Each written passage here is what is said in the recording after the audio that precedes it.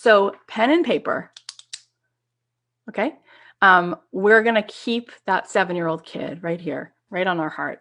And I want you now to do for me a list, 10 things on the list. It's 10 sentences that all begin the same way. And you're going to fill in the ending of the sentence. And it starts like this. If I didn't have to be perfect, I would. If I didn't have to be perfect, I would. 10 times. Stream of conscious. Whatever's there. Let's do some Marie Kondo. Let's just bring everything out of the heart. If I didn't have to be perfect, what would I do?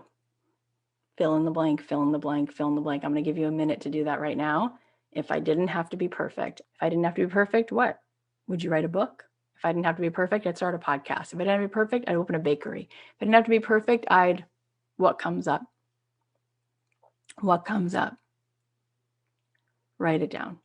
In this moment with your 7-year-old self as a co-pilot, you right now, what would you say? If I didn't have to be perfect, I would. You know what I'd do?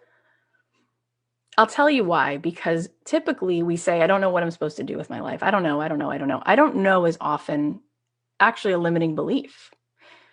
A lot of times we do know, but we've believed 2 lies that keep us from knowing our knowing. It's either one of 2 lies. What I really want to do, I'm not good enough to do. Or what I'd really want to do is not possible. So I'll go back to saying, I don't know. I don't know what I want to do.